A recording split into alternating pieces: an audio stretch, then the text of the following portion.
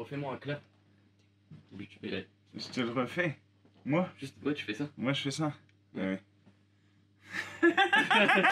Voilà. Hop, clap. Bien, bonjour à toutes et tous, c'est le retour du Cadalénoscope. Alors pour celles et ceux qui découvriraient ce petit format, c'est toutes les 2 semaines, je vous propose une petite vidéo à partir d'articles, de lectures diverses et variées, de livres parfois, qui font réfléchir, qui proposent une contribution sur l'actualité telle qu'elle se présente à nous. Et en tout début, bien, je propose de faire découvrir une figure parfois méconnue, parfois plus connue. Et aujourd'hui, c'est de la grande poétesse chilienne, prix Nobel de littérature, Gabriela Mistral, dont je souhaitais vous dire un mot, puisque je l'ai lu un peu cet été et que j'y ai redécouvert un pays que j'aime beaucoup, que j'ai connu lors de mes études. Et cette poétesse était lesbienne, a été pour cela marginalisée, a vécu en dehors de son pays.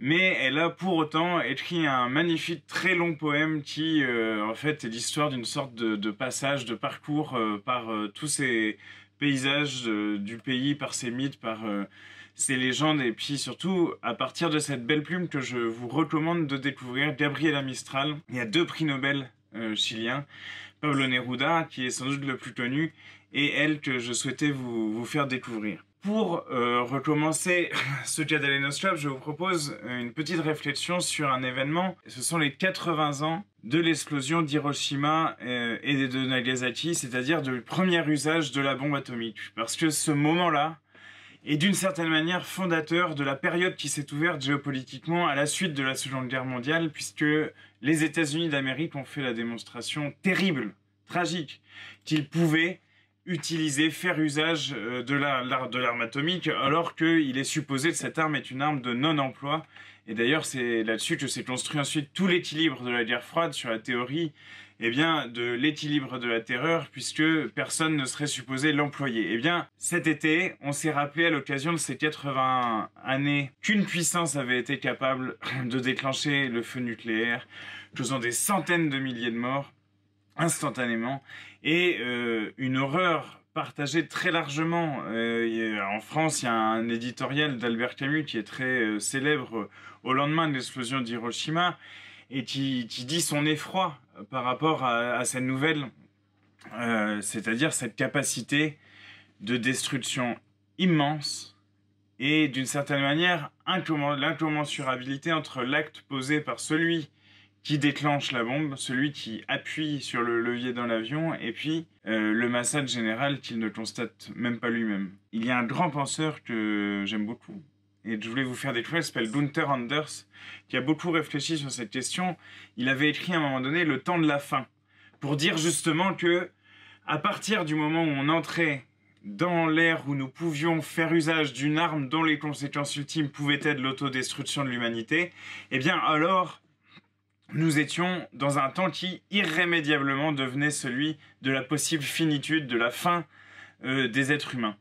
Et nous y sommes encore, parce que effectivement nos pensées sont bien tournées résolument et avec raison sur la question écologique, du changement climatique, sur la question de la perte de la biodiversité, mais la question nucléaire en fait absolument partie, puisque tout cela relève de la capacité générale acquise par l'humanité de détruire le monde autour d'elle et de conduire à sa propre destruction. Et Gunther Anders, à un moment donné, il a fréquenté, et je l'ai découvert cet été en lisant un courrier qu'il avait écrit à un pilote américain, lequel avait failli, par ses actions, déclencher une réaction en chaîne, et donc un affrontement nucléaire entre les États-Unis et l'Union soviétique. Et cette lettre, il l'appelle la lettre sur l'ignorance. Pourquoi ? Et je veux m'arrêter un instant sur ce paradoxe terrible. L'injonction à la responsabilité individuelle et en même temps la dilution totale de la responsabilité individuelle. Puisque cet homme a été, c'est ce que raconte Gunther Anders, confronté aux conséquences absolument terribles de son acte. Confronté aux conséquences de sa mise à disposition en tant que pilote d'un dispositif technico-militaire absolument atroce. Et il faut, bien entendu, face à cela, et c'est ce que nous faisons de façon continue et répétée, eh bien, défendre le principe de la mise effective en responsabilité individuelle, du combat contre la logique de guerre dont est porteur le complexe militaro-industriel en général, et de l'application rigoureuse du droit international, et notamment du droit international humanitaire. Alors Gunther Anders renvoie donc à cette question générale de la maîtrise, en réalité, possible ou non de la technique. Notre pari, c'est qu'il faut mettre en place les conditions pour qu'existe une maîtrise démocratique des processus techniques. C'est-à-dire que nous puissions décider en la matière ce qu'il vaut mieux de faire ou non. D'une certaine façon, le débat qui est posé publiquement autour des réseaux sociaux, et vous avez vu le petit rapport qui est sorti sur la question de TikTok, pose à nouveau frais cette question.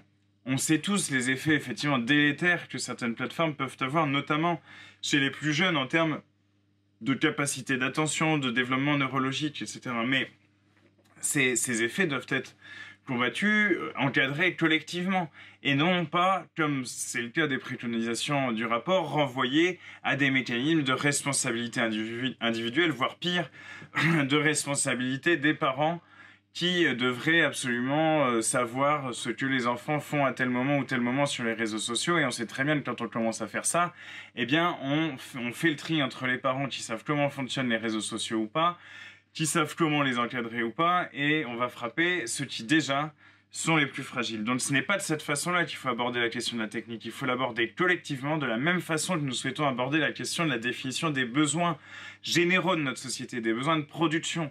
Et c'est là qu'on voit que la réflexion générale que je vous propose là à partir des 80 ans d'Hiroshima, elle englobe nécessairement la question écologique.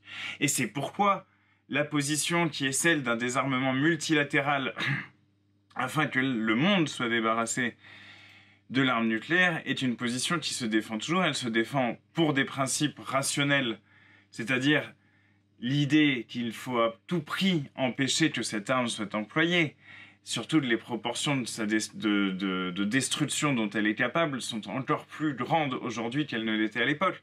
Donc il faut d'abord empêcher ça, mais aussi pour des raisons écologiques, parce que si nous parvenons à maîtriser collectivement ce processus de désarmement multilatéral, eh bien, il y a des chances de penser que nous pourrons également maîtriser la production générale pour lutter contre le changement climatique, pour recréer de la biodiversité et pour empêcher cette sorte de déréliction généralisée du vivant. Et cette réflexion, elle n'est possible en réalité, et c'est la deuxième petite référence que je vous propose, après cette lettre sur l'ignorance de Gunther Anders, elle n'est possible qu'à condition de produire de la connaissance, de la transmettre. C'est tout à fait ce que propose Bernard Lahire dans ce tout petit opus chez Seuil. Là. Ils font des petits livres comme ça, qui s'appellent Libelle. Et là, ça s'appelle Savoir ou périr. Bernard Lahire nous explique que la capacité à la fois de production de connaissances, de transmission de ces connaissances et d'exercice dans la vie d'une certaine façon de ces connaissances est une capacité biologique nécessaire à notre survie en tant qu'espèce. Et que dans le cadre de l'organisation très complexe de nos sociétés, eh ben, il est absolument essentiel que nous protégions, que nous mettions en œuvre au maximum ces capacités de production, de transmission de savoir. Et c'est la logique générale de la production de savoir ne répond pas et ne peut pas répondre au temps court du capitalisme, de la rentabilité, de la mise en concurrence permanente des chercheurs entre eux, de production à la chaîne d'articles qui à la fin en fait n'ont plus aucune originalité les uns par rapport aux autres. Ils donnent des chiffres sur l'explosion de la production académique qui montrent bien à quel point la machine s'est emballée et à la fin n'a plus de sens. Et cela est la résultante de l'application d'un programme politique donné, néolibéral, aligné sur le management du capitalisme contemporain, de l'application de cela au monde de la recherche. Or, en appliquant cette logique du temps court du capitalisme à la recherche, eh bien, on tue en réalité le savoir. Et en tuant le savoir, on se prive des capacités eh bien, que l'on a de précisément réfléchir collectivement, poser des questions fondamentales à l'ensemble de la société, en décider tous ensemble, et puis découvrir aussi des choses qui fondamentalement pourraient nous aider. Il cite Einstein ou des chercheurs vous voyez, de ce niveau-là, des génies d'une certaine façon. Génies qui, comme il dit, sont toujours tributaires de l'ensemble des recherches collectives autour d'eux. Mais Einstein disait qu'il était particulièrement rétif et assez hostile aux fonctionnements très scolaires, très routinier d'une certaine façon de la discipline telle qu'elle se fomentait étaient déjà au sein de l'université, étaient se former plutôt déjà au début du XXe siècle. Eh bien, cette logique-là, elle arrive à épuisement. Et Marc Bloch, déjà, voyait quand même un certain danger. Un danger dans ce qu'il appelait finalement la modification du rapport au savoir lié à l'examen, au bachotage, au fait qu'on apprend pour être compétitif, on apprend pour avoir une bonne note, on apprend pour éventuellement réussir un examen, se dire qu'on va ensuite être employable, etc. Bref, on n'apprend plus pour apprendre. Et si on n'apprend plus pour apprendre, pour connaître ou pour produire de la connaissance, alors au niveau social, au niveau de la société en général, il y a un problème énorme parce que ce rapport à la fois contemplatif, mais en même temps dans le temps long, à la science et à la production de connaissances, il risque de disparaître. Il y a une pression par ce système de mise en compétition généralisée, une pression sur les conditions effectives de la production de connaissances, et qu'il faut donc d'une certaine façon s'en libérer, et s'en libérer commence à minima par ne pas détruire notre système d'éducation. Or, les derniers budgets ont de ce point de vue-là été catastrophiques pour l'éducation en entier et pour l'enseignement supérieur et la recherche en particulier.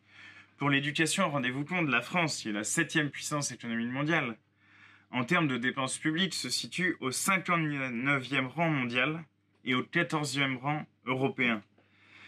C'est extrêmement grave et il est bien entendu que si nous parvenions à gouverner, et nous allons le faire, eh bien, nous mettrons en œuvre un grand plan d'investissement dans l'éducation pour précisément faire en sorte à la fois de sortir de cette logique, mais aussi de permettre eh bien, d'investir dans ce qui fait et ce qui est la clé de l'avenir et du futur. Parce qu'un bon système d'éducation qui libère les capacités de production de connaissances et de sa transmission, eh bien c'est un système d'éducation qui permet à la société de se projeter dans l'avenir. Parce que là, il nous saoule en permanence avec la dette.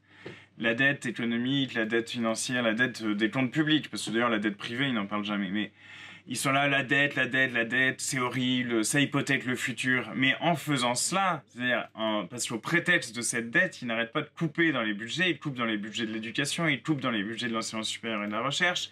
Et ce sont eux, les libéraux au pouvoir, les libéraux autoritaires au pouvoir, ce sont eux qui hypothèque notre avenir. Et un bon exemple de cela, c'est-à-dire de la façon dont la recherche est utile pour éclairer le débat public, c'est, et je vous partage cela en conclusion de ma petite vidéo de la semaine, eh bien, c'est ce petit livre qui est là aussi une forme de synthèse de recherche sur plusieurs années d'une historienne qui s'appelle Sophie Bessy, et qui remet sur l'établi et qui interroge le concept de civilisation judéo-chrétienne. Parce que on entend ça partout, à n'en plus pouvoir. La civilisation judéo-chrétienne, c'est-à-dire cet ensemble qui devrait absolument se défendre dans la perspective défendue par Samuel Huntington à une époque du choc des civilisations. Bon, il faudrait que la civilisation judéo-chrétienne se défende contre d'autres, et un autre en particulier, hein, n'est-ce pas, la civilisation musulmane.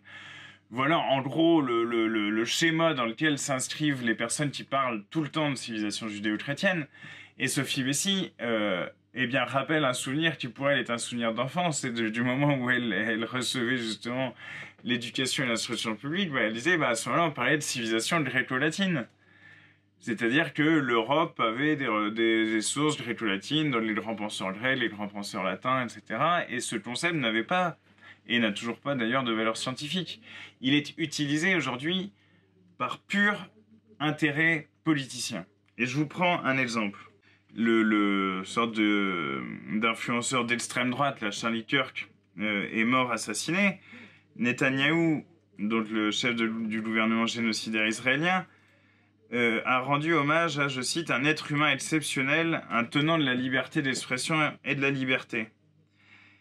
Et il continue en lisant une des lettres de Charlie Kirk qui dit « L'une de mes plus grandes joies de chrétien est de former des alliances, en parlant notamment du soutien à Israël, pour défendre la civilisation judéo-chrétienne. » Et c'est là qu'on voit le sens politique et l'usage politique qui est fait de ce concept de civilisation judéo-chrétienne. Ce concept présente deux problèmes majeurs.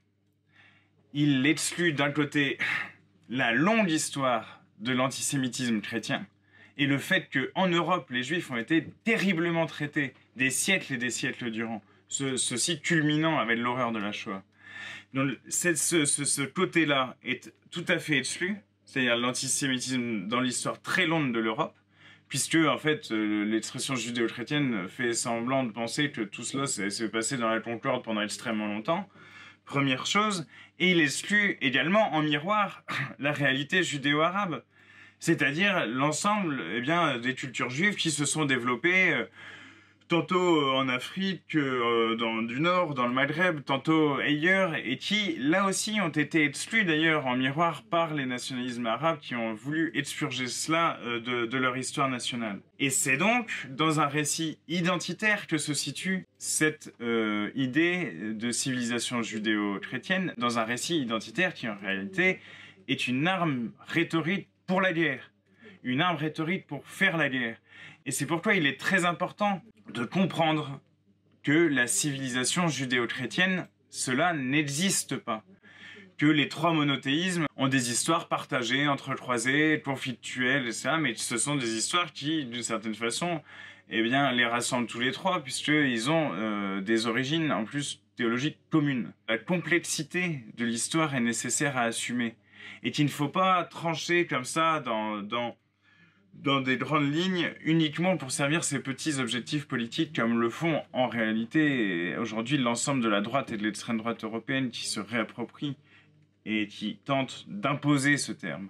Ce terme, il faut y faire extrêmement attention parce que s'ils tentent de l'imposer avec autant d'énergie, c'est précisément dans une perspective de guerre et de guerre des civilisations. Et nous, défenseurs de l'Organisation des Nations Unies, défenseurs du multilatéralisme, défenseurs de la fraternité entre les peuples, et nous continuerons à défendre une perspective de paix, de coexistence culturelle et une perspective de résolution des conflits qui ne peut pas être basée sur la constitution d'identité excluante telle que celle-ci. Il faut au contraire une définition plurielle des identités, ouverte, et une maîtrise de notre destinée commune. C'est ce à quoi nous aspirons et on continue à l'Assemblée nationale et ailleurs à le porter.